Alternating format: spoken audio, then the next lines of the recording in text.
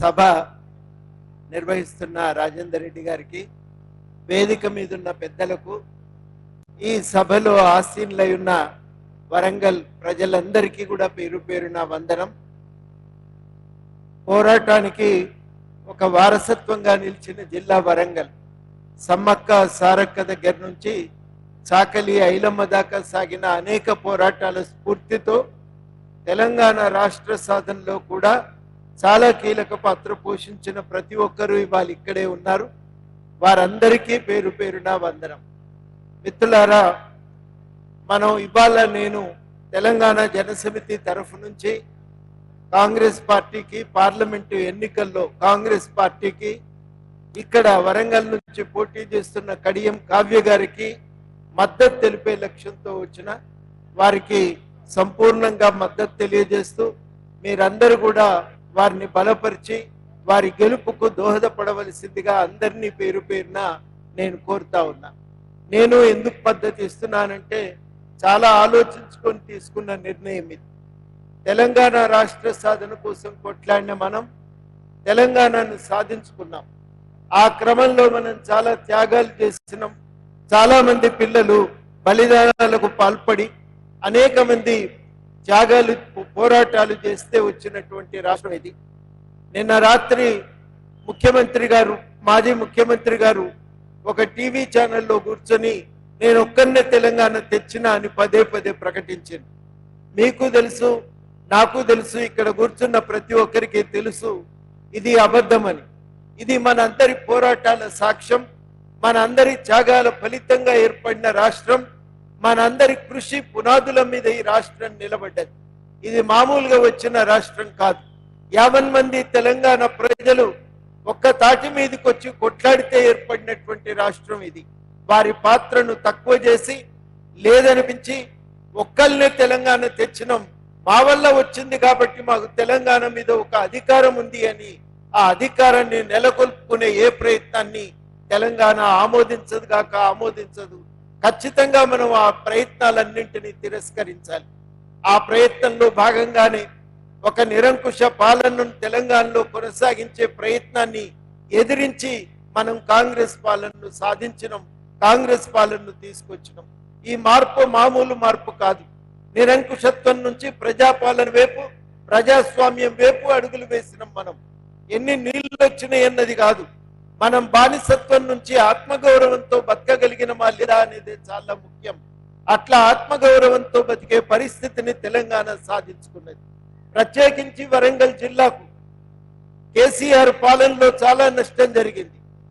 ఈ జిల్లాకు తూర్పు అంచున మొత్తం గోదావరి నది ప్రవహించిన ఈ నది నుంచి ఎప్పుడో కట్టిన దేవాదుల ప్రాజెక్టు ద్వారా వస్తున్న నీళ్లు తప్ప అదనంగా 1 ఎకరానికి కూడా ఈ ప్రభుత్వం, పోయిన ప్రభుత్వం నీళ్ళు ఇచ్చింది లేదు. మనకు చాలా నష్టమే జరిగింది. ఆ రకంగా ఆ నష్టాన్ని నుంచి పూడ్చవలసింది పోయి మన గురించి పట్టించుకోకపోగా హనుమకొండను విచ్చలవిడిగా ముక్కలు చేసి దానికి ఉన్న ఒక ప్రత్యేకతను, చరిత్రను రూపుమాపే ప్రయత్నం కూడా జరిగింది. ఈ ప్రయత్నాన్ని మనం అందరం అర్థం చేసుకున్నాం కనుకనే విచ్చలవిడిగా భూ కబ్జాలకు పాల్పడుతున్నటువంటి నాయకుల ఆగడాల నుంచి విముక్తి పొందేటువంటి ఆలోచనతోనే, మీటింగులు కూడా పెట్టుకోవటానికి అవకాశం లేని ఆంక్షల నుంచి విముక్తి పొందేటువంటి ఆలోచనతోనే మనందరం కూడా కొట్లాడి తెలంగాణను సాధించుకున్నాం. సాధించుకున్న తెలంగాణ ఇవాళ మళ్ళీ ఎన్నికలు వచ్చినాయి. ఆ విజయాలను కాపాడుకోవటం మన ప్రధాన కర్తవ్యంగా ఉండాలి. కానీ ఇవాళ ఢిల్లీలో ఉన్నటువంటి ప్రభుత్వం కూడా మన రాష్ట్రంలో కేసీఆర్ పాలనకు, ఢిల్లీ పాలనకు ఏమీ తేడా లేదు. వాస్తవానికి కేసీఆర్ బీజేపీ చేసిన అన్ని విధానాలను సమర్థించిండు. ఏ విధానాన్ని వదిలిపెట్టకుండా అన్నింటినీ కూడా సమర్థించిండు. సమర్థించడం మాత్రమే కాదు, నోట్ల రద్దీ, జిఎస్టీ లాంటి విధానాలను సమర్థించడం వల్ల ఇవాళ మొత్తం భారతదేశ ఆర్థిక వ్యవస్థ అనేది చిన్నాభిన్నమైపోయింది. 162 మంది భారతదేశంలో ఇవాళ కోటీశ్వర్లు ఎదిగి ఆ కోటీశ్వర్లు పావుల వంతు జాతీయ ఆదాయాన్ని అనుభవిస్తున్నారు. ఈ దేశ సంపదలో 40% వాళ్ళకే దక్కుతున్నది. అట్టడుగున ఉన్న 50% మంది ప్రజలకు రూపాయిలో 6 పైసలు కూడా దక్కట్లేదంటే మనం ఎంత నిర్లక్ష్యానికి గురైనో ఆలోచించుకోండి. మనకు దక్కుతున్నటువంటి సంపద రూపాయలు 15 పైసలు మాత్రమే. అట్టడుగున ఉన్న ప్రజల పట్ల నిర్లక్ష్యంతో మోడీ ప్రభుత్వం వ్యవహరిస్తూ ఉన్నది. సంపన్నులైనటువంటి వాళ్లకు మాత్రం దోచిపెడుతున్నది. మన వరంగల్ జిల్లాకు రావాల్సిన కోచ్ ఫ్యాక్టరీని మోడీ ప్రభుత్వం నిరాకరించింది. దాన్ని ఉత్తర హిందుస్థానానికి తీసుకుపోయింది. ఇక్కడ రావాల్సిన ఉక్కు ఫ్యాక్టరీని నిరాకరించింది. ఇక్కడ రావాల్సిన ట్రైబల్ యూనివర్సిటీని నిరాకరించింది. ఇన్ని రకాలుగా వరంగల్ జిల్లాకు నష్టం చేసినటువంటి పార్టీ వాళ్ళ మన దగ్గరికి ఓట్లు అడిగేటువంటి లక్ష్యంతో వచ్చింది. ఈ ప్రభుత్వం నిజానికి 2-3 పెద్ద కార్పొరేట్లను ప్రోత్సహించింది. అదానీ ఆస్తులు మోడీ అధికారంలోకి రాకముందు 25,000 కోట్లుంటే వారు అధికారంలోకి వచ్చిన తర్వాత 7.5 లక్షల కోట్లకు పెరిగింది. అంబానీ ఆదాయం 1.5 కోట్ల నుంచి 7.5 లక్షల కోట్లకు పెరిగితే మనకు 50 మందికి 150 మందికి మనకు దక్కుతున్న ఆదాయం ఎంతంటే రూపాయలు మనకు 6.5 పైసలు మాత్రమే. ఇంత వివక్ష. అందరి ఓట్లు సమానమే. అంబేద్కర్ రాసిన రాజ్యాంగం వల్ల అందరికీ సమాన ఓట్లు దక్కినాయి. అందరికీ సమాన గౌరవం దొరికింది. అందరికీ సమానంగా అభిప్రాయాలు వ్యక్తం చేసే అవకాశం దొరికింది. కానీ ప్రభుత్వం మనల్ని కించపరుస్తూ, మనల్ని చిన్న చూపు చూస్తూ, మనకు నిర్లక్ష్యం చేస్తూ కార్పొరేట్లకు మాత్రమే దోచిపెడుతున్నది. 5 లక్షల కోట్లు ఇస్తే రుణమాఫీ జరిగేది తెలంగాణ దేశవ్యాప్త రైతులకు.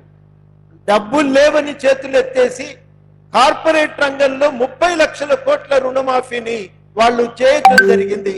వాళ్ళ లోన్లను అప్పులను రద్దు చేయటం జరిగింది.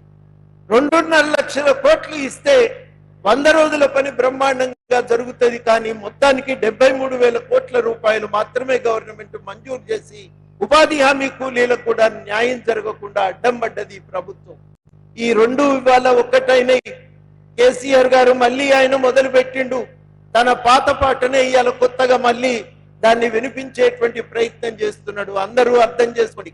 కాళేశ్వరం పేరుతో 3 పిల్లర్లు కుంగినాయి అంటాడు. వాస్తవానికి ఆ 3 ముఖ్యం. ఒక పిల్లర్ కూలితే ఇల్లు నిలబడుతుందా? ఈ మొత్తం పండాలకి 2 స్తంభాలు కూలితే పండాలు నిలబడుతుందా? అది కూడా అంతే. ఆ కూలిపోయినటువంటి దాంట్లో నుంచే నీళ్లు ఎత్తిపోయవలసి ఉంటది.